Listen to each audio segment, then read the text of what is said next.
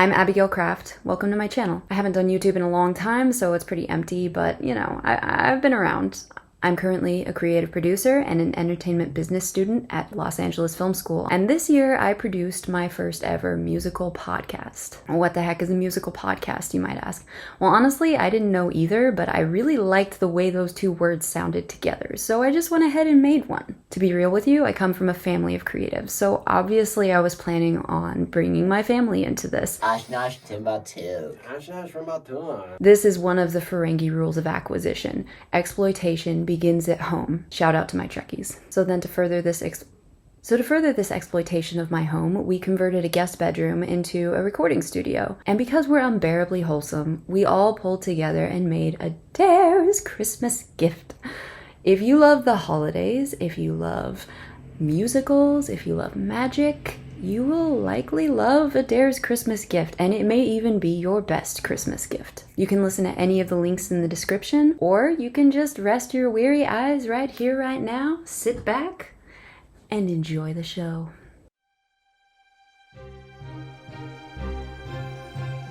The village of Scott was as quaint and charming as any village had ever been in the history of time. It sat between rolling hills and a dense, beautiful forest that seemed full of magic. At least that's what the children of the village would tell you. In case you were wondering, Scott wasn't a Scottish village at all. No, it wasn't anywhere near Scotland, but was in fact named after the man who discovered the beautiful land. Scott Baylor proudly named the village. After himself, he did. Oh! The village began when once a man who had the name and had a plan put down his roots and married his wife. Sold a treat to make ends meet. This confection grew famous, brought people to Scott, and those people grew fond of the place. For they sought new life, new hope in a land full of vigor. And hills and a forest meant their options were bigger. So this charming little village has Scott Baylor's name, but it's his wife Millie who deserves the credit for its establishment. For it was her Mippies that brought the people to Scott. Griota, you forgot the most important detail. You're right, Thespiel. I forgot to say what a Mippy is. Well, it's only the creamiest, butteriest, most mapley candy ball you've ever put into your mouth. But it's what it's rolled up in that we Woodland elves like best. Pine nuts. Something a Woodland elf can never get enough of. It seemed every week more people arrived to build a home, work hard and thrive, but then it was full, room for no more. The village had cottages, a mill, and a store. It was hustle and bustle, hard work led their lives. So one day a week we'll gather, said the wives. The Saturday halt is what it was named, and all this time later the halt remains, a day of the week when the villagers feast. On a meal made of mutton and flour and yeast, soup, bread and ale, alongside some crunk, a coffee with sugar, cream, and nutmeg to dunk. A Mippy right in it, that sweet treat once bought. From Millie Baylor, great Queen of Scott. A century or so later, the Saturday halt continued to be a weekly event. The people of the village, friend or foe... And there were plenty of both. That's true, but they set aside their differences to share a meal, let the children play, and chat about the things they could all agree upon, which varied from season to season, but always seemed to include flower seeds, recipes... And ale and tobacco, too. And the people of Scott were stubborn and opinionated, just like a Woodland elf I know. And they argued aplenty too, but they also understood the value of camaraderie. There was one man, however, who made life difficult for the villagers. His name was Rafe. He owned most of the land and buildings in Scott, and he was demanding and cruel. But worst of all, he was unloving, and the reason this is worst of all is because Rafe had a son starving for a father's love. This boy, Adair, had only one friend in the whole world, and her name was Ingrid. They first met at the Saturday halt when they were young children seeking refuge underneath the same table. Ingrid because she had been mute since birth and was terrified of social gatherings, and Adair because he was Rafe Pole's son. The villagers were as afraid of the little boy as they were of the man.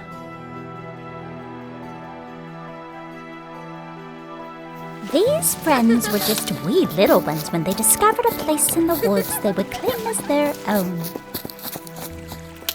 Look at this tree, Ingrid. It's the perfect spot. What should we call it? They put their two names together to name the place. Adair. It's perfect.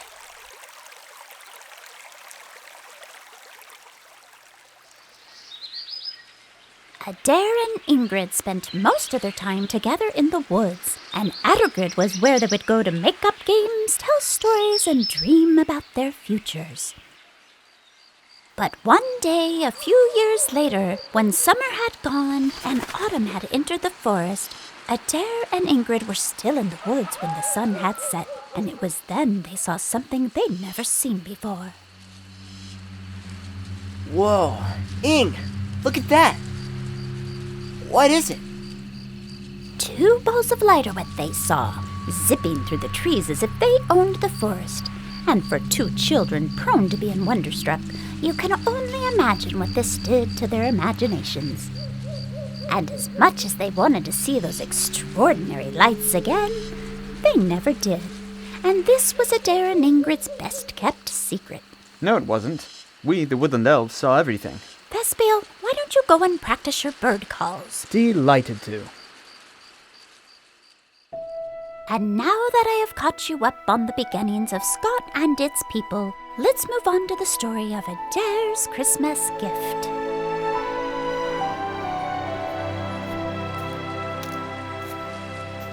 Hi, Ing. Sorry I'm late. You brought cookies? Thank goodness. I'm starving. Hey, don't tease me like that. Just give me one.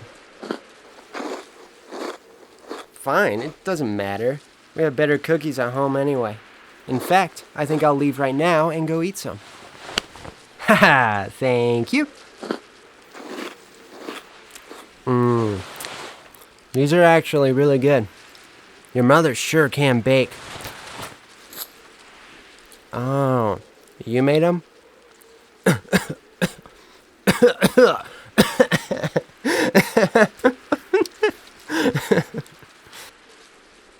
Well, you haven't called me Muttonhead yet, so I'm assuming you forgot your tablet again, didn't you? Good thing I have a brain in my head. Here. Ow! Why do you keep smacking me? Christmas? Haven't thought much about it. I'm not a liar. Maybe when you're 15, you stop loving Christmas. That's all.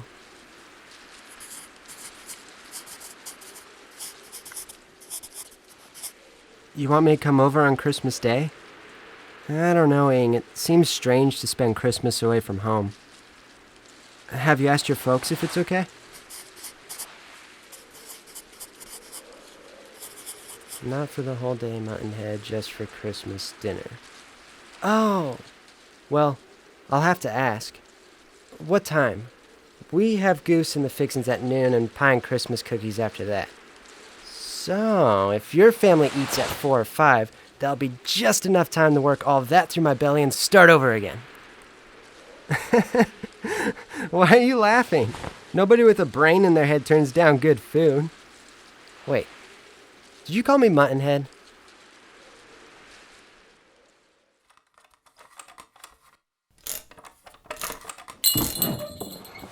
Good morning, Howard. Morning, Mrs. Pohl? Now, when are you gonna stop calling me Mrs. Pohl? We're practically the same age. Sorry, Gertrude. I almost have your order ready.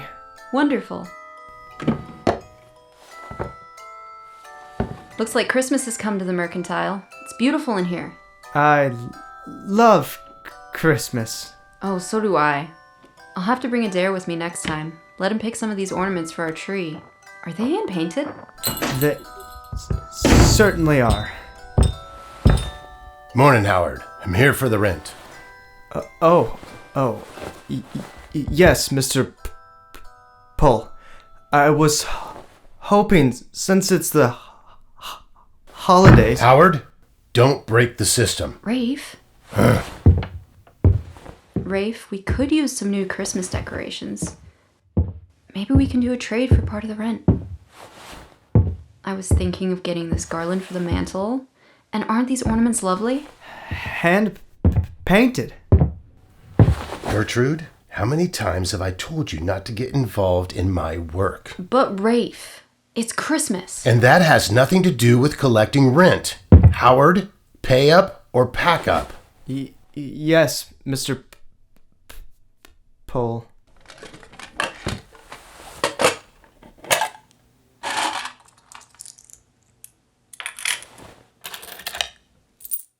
Good for another month.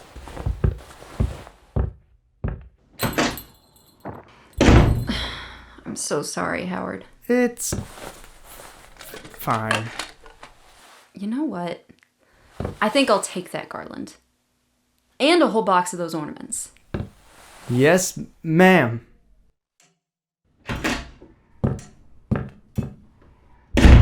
Mother, I'm home. Adair, do you think I want to hear your voice belting through my house? And pick up that bag. It does not belong on the floor. How many times do I have to tell you? I wasn't gonna leave it there. Sheesh. Don't talk back to me, boy. Adair, come and look what I got today. I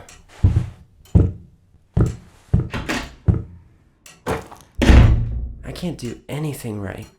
It's not you, my angel. Your father's just... well, he's... A jackass. Adair. What? You turn any corner in the village and someone's saying it. But he's not someone else's father. He's not mine either. Not really. Adair, let's not get into that now. Come on, I have something to show you. The room had been decorated with the fresh garland from the mercantile. There were candles lit on the fireplace mantel, and a box of ornaments sat open on the sofa. Ta-da! It's pretty. Is that all I get? It's pretty. It's really pretty? My angel, I know you're upset with your father, but don't let his foul mood get in the way of your joy. Hey, I have something else for you, and hopefully you'll be a little more enthusiastic about it.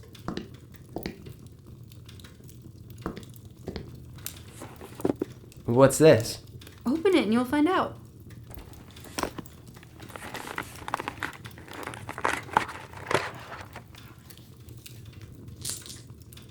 Marbles?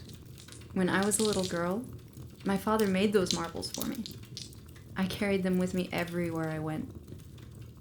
They weren't made of real marble, only rich little girls had those. But I didn't care. My father colored clay and made each one by hand, just for me. I want you to have them. I can't take them. Of course you can. Your father made those for you, to keep forever. Not everyone has something like that. It's my gift to you. I would give anything to have a special gift like that for my father. You have to keep them. Adair, that was the only gift my father ever gave me. You've been given all sorts of wonderful things through the years. You live in a beautiful home with good food and nice things. You have everything you've ever needed. It's not all about stuff, Mother. You don't think I know that? It's a mother's joy to give her child a good life. It's all I've ever wanted for you. It's not enough, Mother. There's something growing inside of me. It scares me. I'm becoming like him. What do you mean? I hate him. I hate my father just like he hates me. No, you don't. And he doesn't hate... No, he does. And I do. More and more every day. I know your father has a hard time showing love to you, but... But nothing. He has no love. For anyone.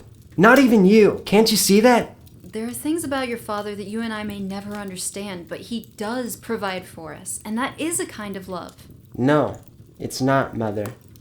And if it is, I'd rather have the other kind of love. You say that because you've never known poverty, Adair. And that kind of love you crave, it's there too. Just hidden deep somewhere.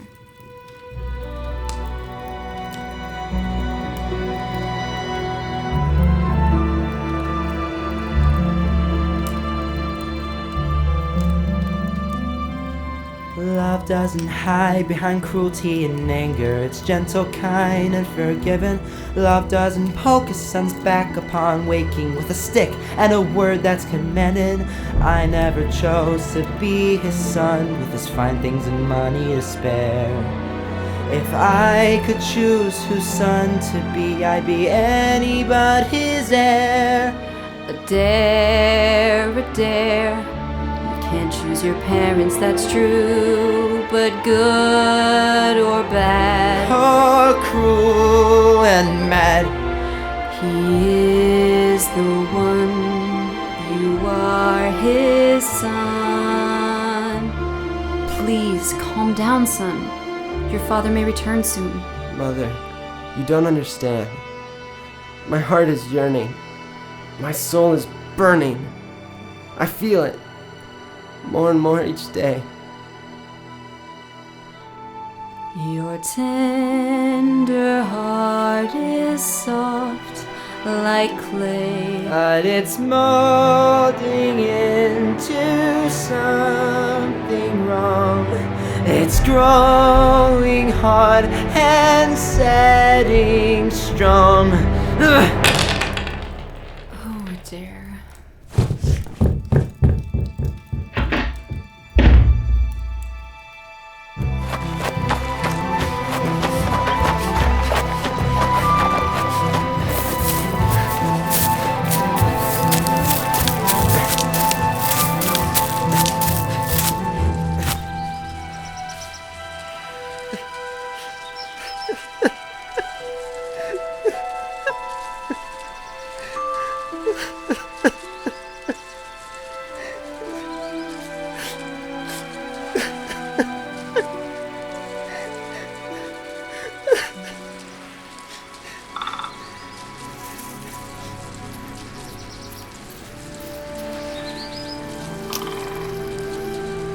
Who's there? Ingrid, is that you?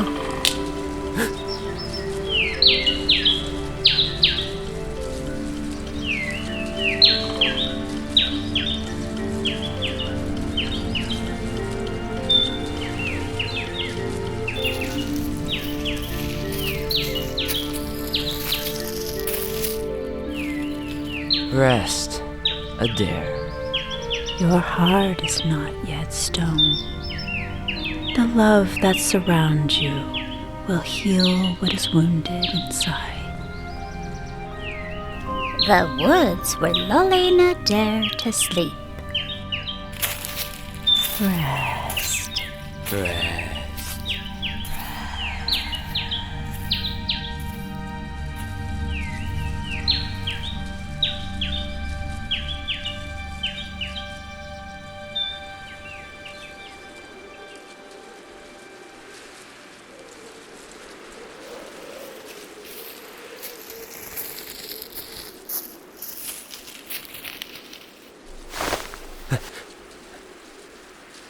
Ing? Where am I? What are you doing? I just had the strangest dream. Before Adair could tell Ingrid about this dream, she reached out to touch his cheek with concern in her eyes. Don't worry about it. I'm fine. Ing, stop. Oh yeah, my dream. You were talking. You really were, Ing. I heard your voice. The dream felt like magic. What if it's a sign? I think it's gonna happen. Why are you looking at me like that? It was amazing. You were talking up a storm. Oh, and remember those lights we saw when we were kids? They were in my dream, buzzing around your head, like they were anointing you queen of the forest or something. You're looking at me like that again. Are you mad at me? Why would you be mad at me? I can't help what I dream. It just all seems so real. Sometimes I wish you could talk. I mean, I'm used to it and everything, but I don't know. I guess it gets a bit lonely sometimes. So, did you find out when you're eating on Christmas Day? Ing? Hey, Ing, where are you going? Ing. Sheesh. It was Christmas Eve morning. The sun was just peeking up over the horizon, and Adair was sound asleep in his bed. Wake up, boy. In his entire life, Adair had never dared to stand up to his father. But on this morning, when he awoke to the typical jab at his ribs, the anger in his heart was so strong he couldn't silence it. Why do you do that? What did you say? I'm not some farm animal. I'm your son. Or did you forget that? Rafe? Goodness, what happened? What's wrong? Why don't you ask your son? Adair Pole, what did you do? Here, let me help you. Let me be, Gertrude.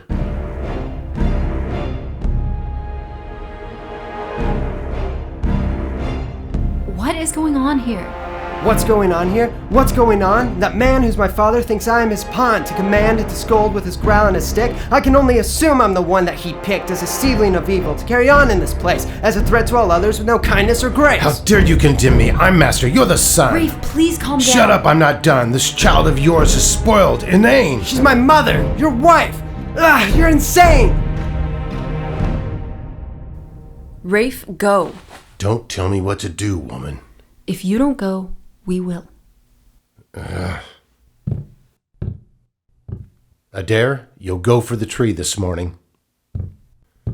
And if you don't, you'll spend Christmas Eve in the barn with the horses. Better than in here with you. Let him be, Rafe.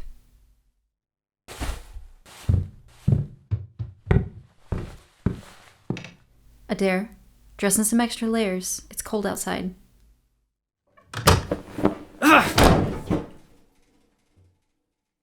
It was a chilly morning indeed, but as Adair made his way through the woods, the only place he felt the cold was in his heart.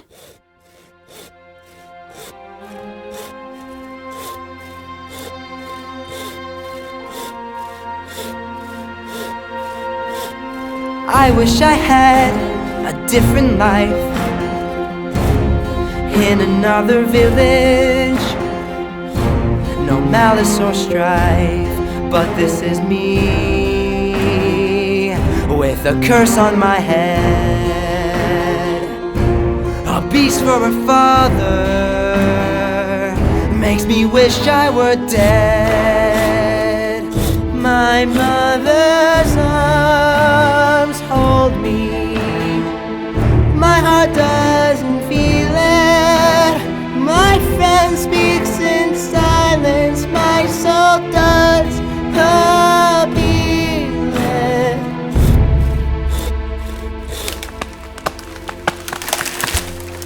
I don't deserve this, do I? What did I ever do?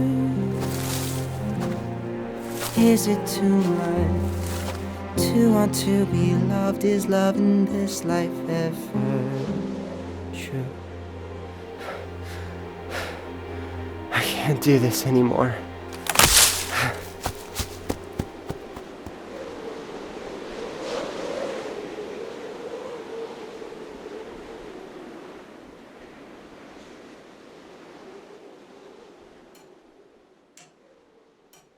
Maggie, have you seen Adair? No, not since he left this morning. Are you sure? Yes, ma'am. Sebastian, have you seen Adair? I saw him get the saw from the barn, but I haven't seen him since. Where are you, my angel? Adair had planned to run until he could run no more. But when he had only gone a little ways, the woods began to speak to him once again. What is this? Butterflies in winter? Adair spun around, admiring the swarm of white butterflies, until he was magically lifted from the earth, as if carried by the angels. He floated above the forest floor, and when he fell sound asleep, he was gently placed underneath the bare branches of an oak tree. It was then that the butterflies dispersed, as if a strong breath blew them away. Who knows what magic this was, but magic it must have been. Even the forest seemed to know that Adair was a troubled soul. Whatever it was that put Adair to sleep knew what it was doing, and this is what Adair saw as he slept.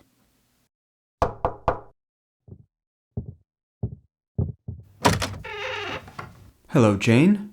What can I do for you today? Hello, Sebastian. I caught wind of a marriage and wanted to introduce myself to the missus.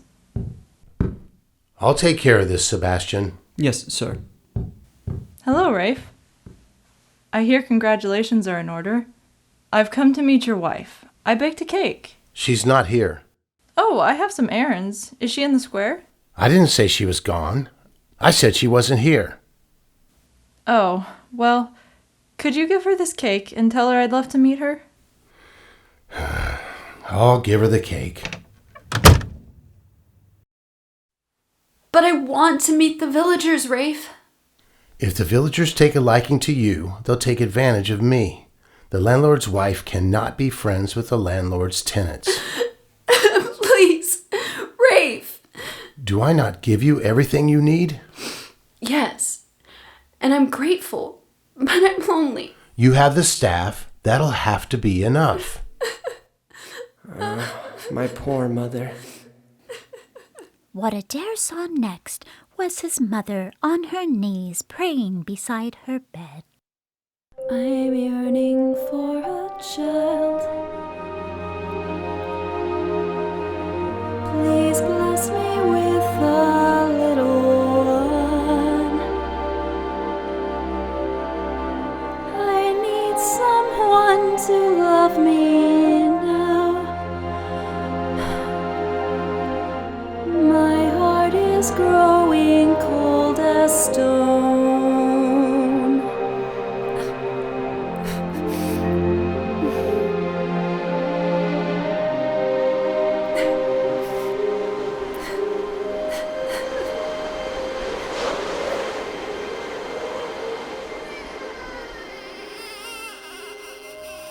I was yearning for a child.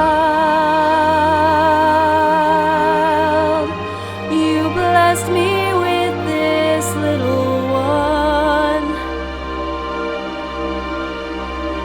You brought this boy to love his mother. And now I'll never be alone. Look at you, my angel.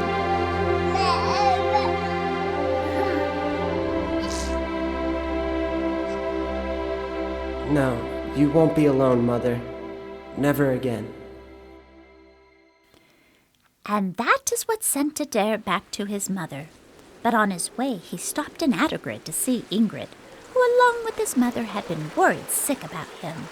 And when Ingrid saw him, she hugged him hard.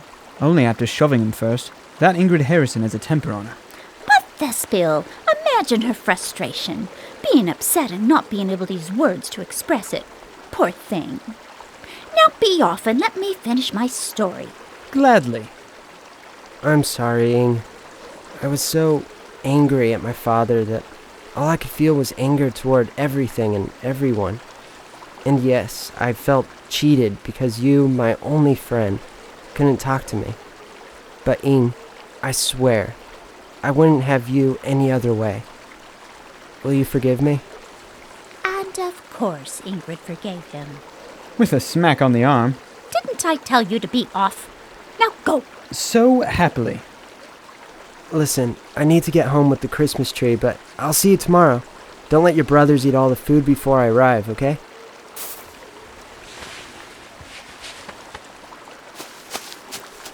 Merry Christmas Eve, Ing!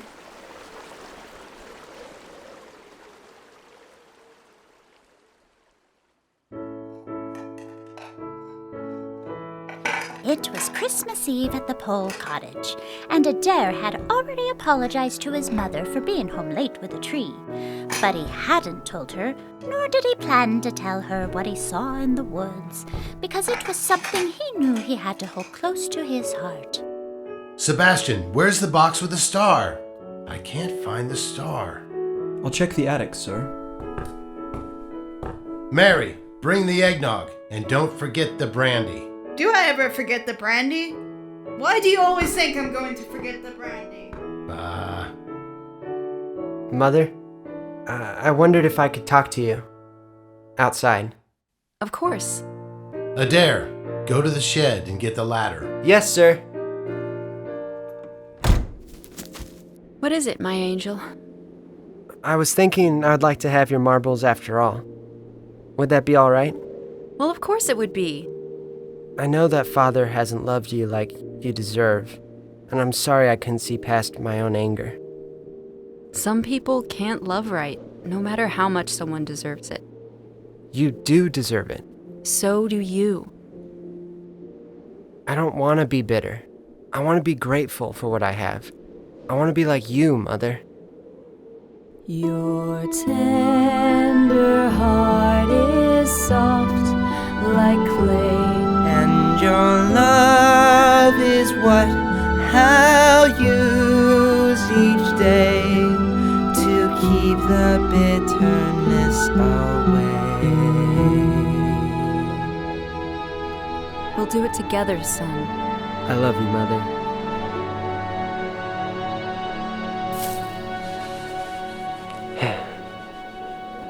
Look, it's snowing.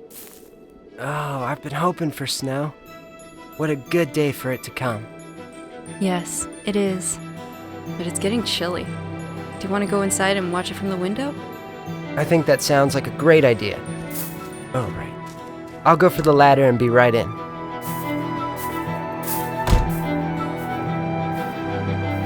Christmas Eve at the Pole Cottage was better than Adair expected.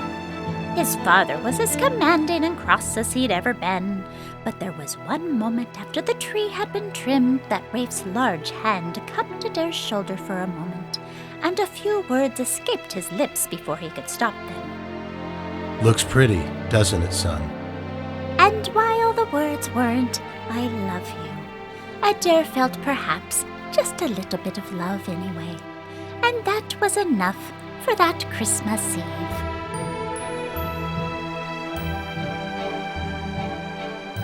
Adair's Christmas Gift is a Kraft House presentation starring Jonas Kraft as Adair.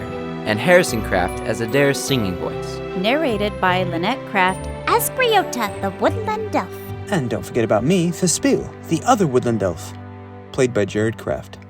featuring Abigail Kraft as Gertrude, Kyle Kraft as Rafe Pole, and Silas Kraft as Howard. written and directed by Lynnette Kraft, produced by Abigail Kraft, with music by Gertrude Kraft and lyrics by Lynnette Kraft. Sound design and editing by Silas Kraft. Audio engineering by Harrison Kraft. Additional voices by Maria Kraft, Cecily Kraft, Jackson J. Oliveira, and Emilia Kraft.